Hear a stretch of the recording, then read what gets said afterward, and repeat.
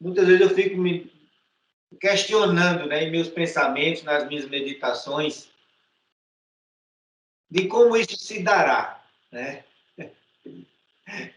Essas coisas todas que nos rodeiam, que nos cercam, e a gente fica vendo com tanta clareza as coisas. Hoje mesmo na feira, eu questionei, eu estava próximo lá, umas pessoas comprando algumas frutas, coisas assim, e uma mulher chegou irritada com o Bolsonaro, dizendo, falando mal de Bolsonaro e desejando que ele morresse. Eu queria mesmo que ele morresse e tal, sabe? Aí, na hora, eu não resisti e disse, olha, Bolsonaro é um genocida e pregador do ódio. E você quer matá-lo? Será que está fazendo efeito essa mensagem dele em você, que não gosta dele? É. Porque quem apoia o Bolsonaro não quer saber de matar ninguém, nem fica divulgando, pelo menos eu não vejo ninguém que... Né? Então, assim, a gente fica vendo como está tão clara, essa hoje, como exemplo, né, essa visão hoje das pessoas no sistema político nosso. E a gente para analisar, é muito grande o que está acontecendo. A Europa está conversando com o ministro da Economia para abrir um relacionamento entre a União Europeia com, com, a, com nós aqui na América, né? Tem os países que trabalham a questão da economia e do comércio, exatamente por falta de pão, estão preocupados. As gôndolas nos supermercados na Europa estão começando a esvaziar. E eles sabem, porque eles já passaram por situações assim, não foi uma ou duas vezes, foram várias vezes, né? A Europa sempre em conflitos, os países mais antigos, né? Os países que vêm de muitos anos, de milênios, e passaram por situações que a história ficou registrada, né? Nós somos os bebês, né? O Brasil é o bebê das nações, né? 500 e poucos anos é muito pouco tempo comparado a esses outros países aí que vem passando. Então, eles estão sentindo isso. As terras, eles sabem, já conhecem a sua terra, são infrutíferas, né? E eles estão vendo claramente que países como Israel mesmo têm se desapontado com a agricultura, e não é outro motivo. É o motivo porque o Deus de Israel habita ali e faz toda a diferença. Isso tem sido tão assim, tão prático, irmãos, assim, Ronaldo. Eu estava na empresa e nós temos tratamento de purificação de água, e por conta das chuvas, aqui a água que vem para a gente é muito bruta, né, por causa das chuvas, e eles ficam mudando as adutoras e tal, e chega uma água muito turva. E a gente estava vendo de várias maneiras para fazer um investimento, para filtrar aquela água, para tirar a turbidez dela e tal. E na minha mente veio, Senhor, mostra qual foi aqueles galhos que tu mandasse teu povo lá no Egito jogar e tornou a água salobra, água pura, né, e límpida. Porque, assim, eu fico recorrendo às questões do que o homem tanto busca, quando nós temos a quem recorrer, sabe? Essa determinação no Senhor, sim, eu vejo que sim, eu vejo que daqui para frente Ele é o nosso refúgio, a nossa fortaleza, Ele é nossa fonte de sabedoria, é Ele quem vai nos orientar. Eu vou achar várias maneiras que a ciência já chegou a algum ponto, depois de tantos anos de estudo, de tanta tecnologia, de tanto avanço na ciência, claro que eu vou encontrar uma solução. Mas qual a fonte que eu estou buscando? O entendimento. Esse foi um questionamento que me veio, né? Eu não estou colocando aqui à prova a fonte científica, eu sei que vou encontrar uma resposta, mas eu quero muito buscar na fonte a qual eu creio, e que essa fonte esteja em mim, que ela flua de mim, para que eu saiba essas atitudes. Eu sei que foi um momento propício, o povo vinha sendo saído de um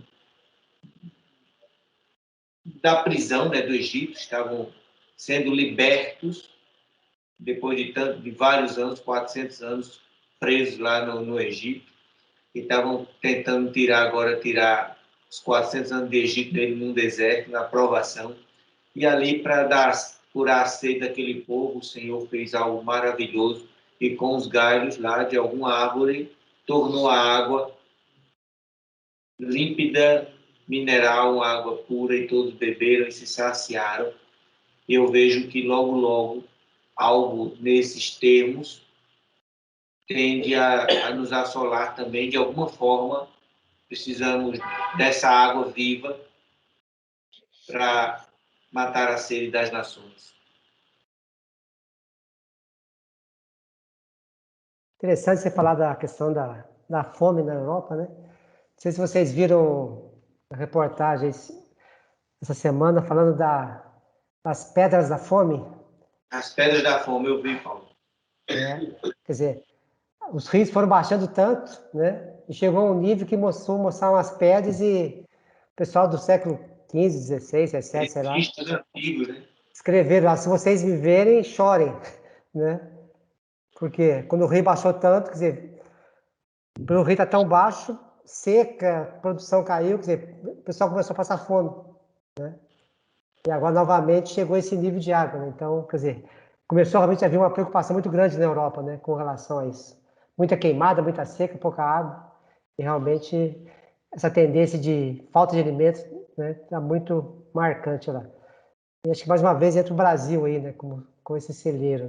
Então, realmente, um país que não é, que vai acabar sendo né, o celeiro e a força para esses outros países que são as potências hoje, né?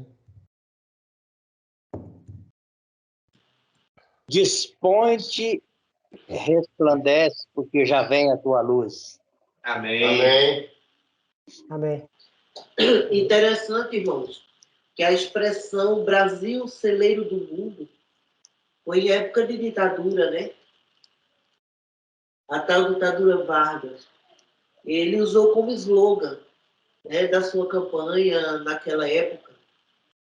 E aí a gente fica pensando, não foi usada por um missionário, por uma pessoa que buscava esse crescimento espiritual, mas ela foi usada e não foi em vão. Foi por um propósito, né? E logo depois nós vimos tornar-se um slogan de missões, né? Onde alguns receberam essa revelação, onde o Brasil seria o celeiro das nações, mas referindo a levantar pessoas, né? Porque é o que somos, missionários, mas levantar pessoas com a riqueza da palavra, trazendo a verdadeira palavra, vivendo essa verdadeira palavra, sendo essa verdadeira palavra. E hoje a gente vê o quanto tem crescido e, por incrível que pareça, eu creio que os irmãos compartilham desse mesmo pensamento. Por mais difícil que estejam as coisas, nós temos a esperança de dias melhores, não é? Diferente do que a gente vê o clamor, o grito, né, das pessoas do mundo que ainda não tiveram ainda não receberam essa palavra, né? Não tiveram esse encontro. Enquanto estão clamando, né? E são pedras que clamam, né? E a gente tem caminhado de maneira diferente, e isso chama a atenção. Agora há pouco eu conversava com jovens e falava a respeito disso. Que por mais que o que a gente olha para fora, em termos de vivência nesse mundo, nesse país, a gente não vê nada positivo. Porque a gente vê uma corrupção que pode nos levar a quê? A uma nova... a se juntar aos outros países comunistas, né? Ainda essa semana, Bolsonaro falou sobre isso. Nós caminhamos para uma ditadura, mas não ditadura onde o chefe do Estado está querendo tomar para si todo o poder, mas vem de maneira diferente. Mas, diante de tudo isso, eu creio que os irmãos compartilham comigo. Eu consigo ver essa luz no fim do túnel, eu consigo ter esperança de que tudo, ou melhor, nada acontecerá se assim não for dentro do plano de Deus para as nossas vidas. Então, eu acho que é motivo da gente ser gratos e reconhecer essa autoridade, sabe? Reconhecer esse valor, reconhecer o que somos e não temer, né? Acima de tudo, não temer.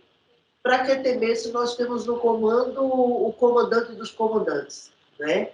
Nós precisamos ter o controle em nossas vidas, o controle do nosso caminhar, do nosso falar, exatamente para que o comando seja dado e seja cumprido como soldados fiéis que somos.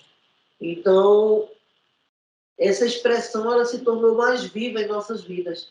E eu creio sim, até por toda a riqueza que o país tem, material, né, de minérios e água e tanta coisa, né, da maior floresta que existe e tudo mais, diante de tanta riqueza, a riqueza maior do nosso país está em nós, está no que somos, né, e no que podemos representar, porque essa é a vontade de Deus em nossas vidas, que nós sejamos luz e o sal na medida. Está na hora de sermos isso. E fazer isso, Ronaldo, colocar o pé, e onde colocarmos esse pé, seja lugar santo, seja santificado este lugar. Nem que seja no pneu do carro. Exatamente. Amém, amém. Amém. E hoje eu acho que essa frase lá do Vargas se faz oportuna no momento de hoje, né? O Brasil será celeiro do mundo. Estamos sendo, né? O agronegócio está aí mostrando. Estamos sendo